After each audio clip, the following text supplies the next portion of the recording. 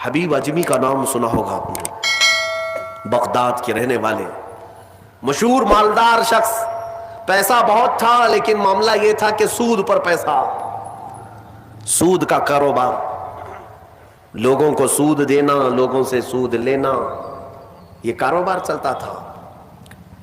مسلمانوں اگر اپنے معاشرے میں سود کی بلا ہے تو فوراً توبہ کر لو۔ میرے آقا صلی اللہ علیہ وسلم کا فرمان عالی شان ہے، جس نے سود کا ایک لقمہ کھایا وہ گناہ اتنا بڑا ہے کہ جیسے کہ کعبے کے سامنے اس نے اپنی ماں سے زنا کیا۔ یہ بہت خطرناک چیز ہے، لوگ اس کو آج ہلکے میں لیتے ہیں۔ پیسہ ڈبل کرنے والا سسٹم مسلمانوں کو بہت جلدی پسند آتا ہے۔ کوئی بھی آ جائے کمپنی، چیٹ فنڈ کمپنیاں صرف مسلمانوں کے محلے میں ہی کامیاب ہوتی ہیں، باقی جگہ نہیں۔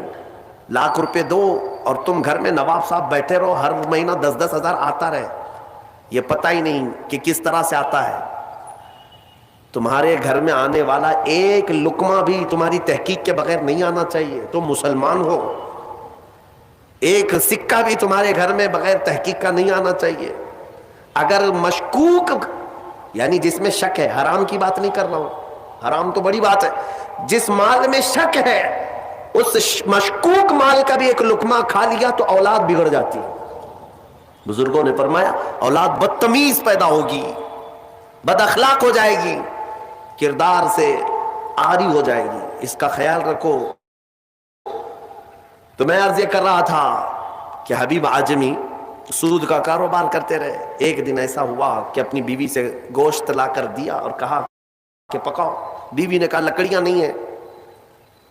کہا کہ میں فلاں کے اوپر میرا سود آتا ہے، سود میں وہ لکڑیاں لے آؤں گا، سود میں لکڑیاں بھی، گھر کا آٹا بھی سود میں لا کر کے دیے۔ بیوی نیک تھی، سمجھاتی رہی۔ اس دن دعا کرتی ہے مولا میرے شوہر، میرے سرتاج، میرے رفیق حیات کو ہدایت دے دے۔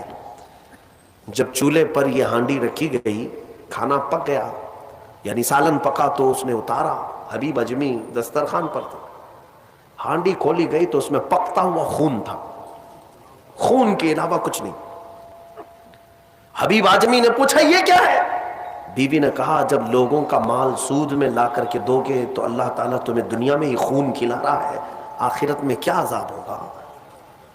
بات اثر کر گئی، بات اثر کر گئی دل پر، اور ڈر بھی گئے کہ اپنی آنکھوں سے دیکھا کہ پکتا ہوا گوشت خون بن چکا ہے۔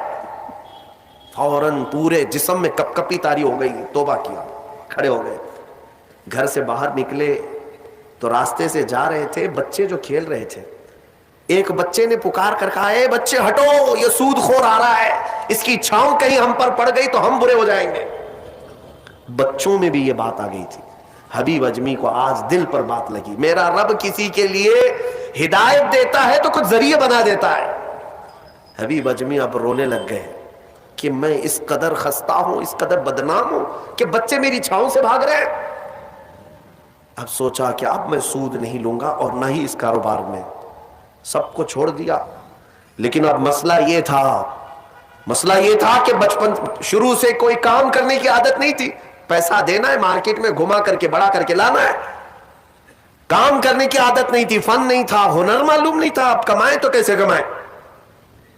سوچا کہ اب اس چیز کو چھوڑ دیا ہوں، تو بیوی سے آ کر کے کہا میری رفیق حیات میں نے توبہ کر لیا ہے، میں نے توبہ کر لیا، آج کے بعد سے یہ سود کی طرف میں ہاتھ بھی نہیں بڑھاؤں گا۔ بیوی سجدہ شکر ادا کرتی اور کہتی ہے میرے رفیق، اے میرے زندگی کے ساتھی، اب فکر مت کرنا، میں تم سے کسی چیز کا مطالبہ نہیں کروں گی، آدھی روٹی بھی لاؤ میں صبر کروں گی، آدھی روٹی بھی آئی تو میں صبر کروں گی، اس لیے کہ آپ حلال رزق کی طرف جا رہے ہیں۔ کاش ہماری عورتیں ایسی ہوں جو اپنے شوہر کو سیدھے راستے پر لانے کا سبب بن سکے، ورنہ بہت ساری عورتوں کے مطالبات کی وجہ سے مرد حرام کاریوں میں پڑ گئے۔ تنخواہ تھوڑی سی ہے، عورت کے مطالبے زیادہ ہیں، اس کے مطالبے پورے کر نہیں پا رہا ہے تو حرام کاریوں میں مصروف۔ بہت سارے مردوں کے بگڑنے کی وجہ ان کی عورتیں بنی ہیں، اور جب پورا نہیں کر پاتے اور پیسہ بھی نہیں مل پاتا تو پھر نشے کی عادت لگ جاتی ہے، ٹینشن سے مکتی چاہیے، جو روز عورت مجھے گھر پہ جاتی پریشان کرتی ہے۔ میرے عزیزوں، وہ حبیب اجمی کی خاتون نے ان کو دلاسا دیا کہ جاؤ آپ نوکری کرو، نوکری کہاں کرتے, اب تک کرنے کی عادت نہیں تھی, عمر ہو گئی تھی. سیدھے گئے, ایک دیہات چھوٹا گاؤں تھا, اس گاؤں کی ایک مسجد تھی, مسجد کے اندر جا کر بیٹھ گئے. دن بھر بیٹھے رہے, نمازیں پوری پڑھ لی, عشاء کا وقت ہو گیا, نماز پڑھ کر کے اللہ کی بارگاہ میں رونے لگے, مولا کام کا آدمی نہیں ہو, اب تک کیا نہیں, اب میں اپنے گھر کیسے چلاؤں, تو میرے لیے کوئی انتظام فرما. رات کے وقت آئے, بیوی نے پوچھا کوئی نوکری ملی؟ کہاں مل گئی ہے, نوکری مل گئی ہے, بہت ہی اچھی جگہ پر ایک بادشاہ ہے, اس کے ہاں خدمت پر میں لگ گیا. کہا بہت اچھی بات ہے. دوسرے دن پھر گئے, اسی مسجد میں بیٹھے رہے. رات کو آئے, بیوی نے پوچھا کچھ اجرت ملی آج, جس بادشاہ کے ہاں کام کر رہے ہو تمہاری نوکری پر کچھ تنخواہ ملی؟ کہا نہیں, بادشاہ نے کہا ہے کل دے دوں گا. اپنی بیوی کو ٹال رہے تھے, اپنی بیوی کو ٹالنے کے لیے بول دیا ایسی کہ نوکری کر رہا ہوں, کہا کہ کل دینے کا وعدہ کیا ہے. پھر تیسرا دن آیا, تیسرے دن بھی وہ اسی مسجد میں رات گزار کر آئے. بیوی نے پھر پوچھا کچھ اجرت ملی؟ کہا نہیں آج بھی نہیں دیا بادشاہ نے, کہا کل دے دوں گا. چوتھا دن آیا, چوتھا دن بھی مسجد میں گزار کر آئے. حالانکہ بیوی نے صبر کا دامن ایسا پکڑی رہی اور کہنے لگی مجھے کوئی جلد بازی نہیں ہے, جب آئے گا تب کھائیں گے. 4 دن ہو گئے.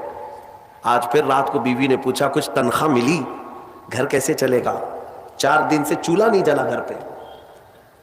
کہا آج بھی بادشاہ نے نہیں دیا, کہا کل دوں گا, روز کل روز کل. 5 دن گزر گئے. اس کے بعد وہ 5ویں دن ایسی ان کی کیفیت تھی کہ اب رات جب بہت زیادہ ہو گئی تو گھر کی طرف پلٹ رہے تھے, پاؤں بوجھل ہو گئے. پھر بیوی پوچھے گی آج تنخواہ ملی؟ روز جھوٹ بول رہا ہوں, روز جھوٹ بول رہا ہوں, مجھے کون تنخواہ دے گا؟ آج کیا بولوں اپنی بیوی کو, اپنی شریک حیات کو. جب وہ واپس پلٹے تو آج رات کو اپنے گھر کے باہر ہی دیکھتے ہیں گھر میں خوب اجالا ہے, گھر میں روشنی ہے. گھر کی طرف آگے بڑھتے بڑھتے آئے, میری بیوی سوئی نہیں, انتظار میں ہوگی, پوچھے گی کیا اجرت ملی, تنخواہ ملی. لیکن جیسے ہی گھر کے اندر گئے, بڑا سا دسترخوان بچھا ہے, ہر قسم کے کھانے لگے ہوئے, کھانے لگے ہوئے ہیں. حیرت میں آگے, 5 دن کے کمانے کا کوئی ذریعہ نہیں, میری بیوی کے پاس بھی اتنا مال نہیں, یہ کہاں سے آیا دسترخوان؟ بیوی کو جلال میں پوچھنے لگے یہ دسترخوان کہاں سے آیا, یہ کھانا کیسے آیا؟ بیوی کہتی ہے کیا مذاق کرتے ہیں آپ, کیا مذاق کرتے ہیں آپ؟ آپ جس بادشاہ کے ہاں کام کرتے ہیں وہاں کا ایک سپاہی آیا تھا, وہی دسترخوان لے کر آیا اور سارا کھانا اسی نے دیا ہے, اور یہ مجھے کہہ کر گیا ہے اے خاتون تیرا شوہر رات میں آئے تو اسے کہہ دینا یہ تو 5 دن کی اجرت ہے, اور محنت کرے گا اور اجرت دی جائے گی. حبیب اعجمی غش کھا کر گر پڑے. بیوی نے اٹھایا, پوچھا کیا بات ہے, کیوں غش کھا کر گر پڑے؟ ہوش آنے کے بعد کہتے میری رفیق حیات آج سچ بتاتا ہوں, میں نے کوئی نوکری نہیں کی, میں نکما آدمی, کوئی نوکری نہیں کی. مسجد میں جاتا تھا, خالی بیٹھا رہتا تھا. آج ڈر کر کے آ رہا تھا کہ تجھے جواب کیا دوں گا. وہ رحمان اس قدر غیرت مند ہے اپنے بندوں پر, اتنا رحیم ہے کہ تیرے سامنے شرمندہ ہونے سے بچانے کے لیے وہ جس کو بھیجا مولا وہ کسی بادشاہ کا سپاہی نہیں, وہ اسی رحمان کا کوئی فرشتہ آیا تھا جس نے کھانا دیا ہے. عزیزان گرامی, کہنے کے لیے بہت ساری باتیں ہیں, لیکن میں اتنی بات عرض کرنا چاہتا ہوں. زندگی گناہوں میں گزری, ایک بار توبہ کر کے حبیب اعجمی کے آ گئے اور مولا کریم نے اپنے سارے دسترخوان ان کے لیے کشادہ کر دیے. اس کے بعد جانتے ہیں حبیب اعجمی اسی دسترخوان سے اٹھ کر کے جو چلے گئے, ایسی عبادات, ایسے مجاہدات کیے, اللہ اکبر, اس مقام عظما پر فائز ہو گئے تھے کہ جس مقام کی غوث اعظم عبد القادر جیلانی بھی تعظیم کیا کرتے تھے رضی اللہ تعالیٰ عنہ. میرے عزیز و حبیب اعجمی اللہ کی بارگاہ میں وہ مقبول تھے کہ حضرت فضیل بن عیاض ایک دن ان کے پیچھے مغرب کی نماز پڑھنے کے لیے آئے. حضرت حبیب اعجمی کی زبان میں تھوڑی لکنت تھی, تو قرات میں ان کی لکنت سمجھ میں آ رہی تھی, تو فضیل بن عیاض پیچھے سے نماز توڑ کے چلے گئے, اس کے پیچھے میں کیسے نماز پڑھوں. فضیل بن عیاض بہت پائے کے ولی ہیں, کہتے ہیں میں گیا تو 3 دن تک میری عبادت کا ذوق ختم ہو, لطف ہی ختم ہو گیا. میں بارگاہ مولا میں رونے لگا کہ مولا مجھ سے کیا خطا ہوئی. رات کے وقت مجھے غیب سے ندائی کہ فضیل تو نے میرے محبوب حبیب کی صرف زبان دیکھا، اس کے دل کی پاکی کو نہیں دیکھا. وہ اللہ کی بارگاہ کا مقبول ہے، جب چھوڑ دیتا ہے پچھلی چیزیں وہ رحمان اتنا محبوب بناتا ہے، اتنا محبوب. میں نے ابھی ایک چیز پڑھی تھی، بغداد میں ایک شخص تھا، بڑے پیسے والا تھا، بہت پیسے والا تھا، اور ہر گناہ عادت تھی اس کی. پیسے والوں کی اکثر یہ چونچلے ہوتے ہیں کہ وہ سوچتے ہیں کہ عیاشی میں کہاں کہاں میں پیسے لگاؤں. شراب پیتا تھا، خوب عیش، جوا میں پیسے لگتے تھے، روز نئی عورتوں کے ساتھ اس کی صحبتیں. یہ اس کا مزاج تھا تو مسلمان، پیسہ زیادہ ہونے کی وجہ سے ایک غلط سنگت میں غلط عادتوں کا مالک. اس شخص کی عادت یہ تھی کہ روز ایک نیا گناہ کرتا تھا اور ڈائری بنایا ہوا تھا، اس میں سب لکھ بھی دیا کرتا تھا. آج میں نے اتنے پیسے کا جوا کھیلا، آج میں یہ فلاں شراب پی ہے، آج میں نے ان لڑکیوں سے زنا کیا ہے، آج میں فلاں جگہ یہ کیا. سب جو کرتوت ہوتے تھے سب ڈائری میں لکھتا تھا. اتنی بڑی ڈائری بھی بن گئی. ایک دن ایسا ہوا کہ گزر رہا تھا بازار سے، ایک خاتون کو دیکھا جو حسین تھی اور مجبور نظر آ رہی تھی. اس کے پاس گیا، کہا کیا چیز ہے؟ اس نے کہا مجھے مال کی ضرورت ہے. اس نے کہا چل میرے گھر، میری خواہش پوری کر، میں تجھے جتنا چاہیے وہ دے دیتا ہوں. وہ عورت چلی آئی ساتھ میں، وہ عورت آ گئی. جب یہ نوجوان جو بغداد کا بڑا پیسے والا مالدار رات کے وقت اپنے بستر پر آیا اور اس خاتون کو کہا کہ آجا ہم دونوں تنہا ہیں، وہ عورت رات کے وقت سو تو گئی لیکن اس کا پورا جسم پیلا پڑ گیا، اس کا چہرہ پیلا اور ہاتھ پیر کانپنے لگ گئے. یہ نوجوان اٹھ کر کھڑا ہوا، کہا کہ ڈر رہی ہے تو کسی بات سے؟ تیرے جسم کی یہ زردی کس بات کی؟ وہ خاتون کہتی ہے نہیں کوئی بات نہیں. پھر اس نے کہا ڈر مت، اس محل میں کوئی نہیں آئے گا میری اجازت کے بغیر، یہ سب پوری میری پراپرٹی ہے، یہ میری شہنشاہیت ہے یہاں پر. اس خاتون نے کہا ہاں یہ تو میں دیکھ رہی ہوں، لیکن مجھے ڈر اس بات کا ہے کہ وہ رحمان مجھے دیکھ رہا ہے، اس کے سامنے میں کیسے ننگی ہو جاؤں. میں نے آج تک یہ گناہ نہیں کیے، میں پیشہ ور عورت نہیں ہوں. وہ کہتی ہے میں ایک بیوہ عورت ہوں، میرے 3 بچے ہیں، 4 دن سے بھوکے ہیں. میں روز انہیں تسلی دیتی ہوں کہ مجھے بازار میں کچھ کام مل گیا تو میں اجرت لا کر کے تمہیں کھلا دوں گی. مجھے کوئی نوکری نہیں دیتا اور آج میں مجبوراً بازار میں کھڑی تھی، تو مجھے مل گیا. میں اپنے چھوٹے بچوں کے، یتیم بچوں کی بھوک کو ختم کرنے کے لیے تیرے گھر آ گئی، لیکن جب بستر پر سوئی تو مجھے خوف ہونے لگا کہ میرا رب دیکھ رہا ہے. میں نے آج تک جسم کو ننگا نہیں کیا. وہ ڈری ہوئی عورت تھی، پاکیزہ عورت تھی. جب اس کی زبان سے یہ جملے نکلے تو یہ جو نوجوان تھا، جو گنہگار تھا، وہ کھڑا ہو گیا، کہا اے خاتون اٹھ جا، بستر سے اٹھ جا. اور اس کے بعد کہتا ہے دیکھ میں تجھے بتاؤں میرے پاس کیا کیا ہے. اس زمانے کی جو سواریاں تھیں، گھڑیاں تھیں، سب میرے پاس، بڑا بنگلہ، بڑی جائیدادیں، ہر طرح کے کھانے، سونے چاندی، زیورات، سب میرے پاس. مولا نے مجھے بہت کچھ دیا، لیکن آج تو نے مجھے دل دیا، آج تو نے میرے دل کو جھنجھوڑا.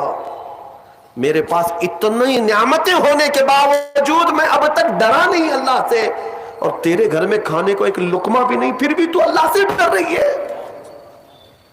مجبور ہونے کے باوجود تو ڈر رہی ہے اللہ سے. اس خاتون نے کہا کہ اے نوجوان، مجبور ہو، امیر ہو یا غریب ہو، سب کا بادشاہ وہی ہے، حساب سب سے برابر لے گا. اس خاتون کو بہت سارے پیسے دے کر کے اس نوجوان نے رخصت کیا اور کہا جا تیرے بچوں کو کھلا، آج کے بعد کبھی بازار میں بھیک مت مانگنا. اور میں سمجھتا ہوں میرے گناہوں کا کفارہ ہے کہ میں تیری مدد کر دیا، تو باہر نہ آ. اور اس خاتون کو بھیج دیا. آج اس کو احساس ہوا اب تک کیسی زندگی گزارتا رہا، اس عورت نے مجھے جھنجھوڑ دیا ہے، جھنجھوڑ دیا ہے. رات کو مصلی بچھایا اور اللہ کی بارگاہ میں کھڑے ہو کر کہنے لگا مولا بہت گناہ کر چکا ہوں، بہت گناہ کر چکا ہوں، پورا جسم داغدار ہے. کیا مجھ جیسا آدمی بخشے جانے کے قابل ہے؟ کیا مجھ جیسا آدمی معاف کیے جانے کے قابل ہے؟ رویا جا رہا تھا اور اس کے بعد وہ سر اٹھا کر کہتا ہے اے رب، اے رب، میں نے اتنے گناہ کیے کہ لکھتے لکھتے میری ڈائری بھر گئی ہے، بک بھر گئی ہے.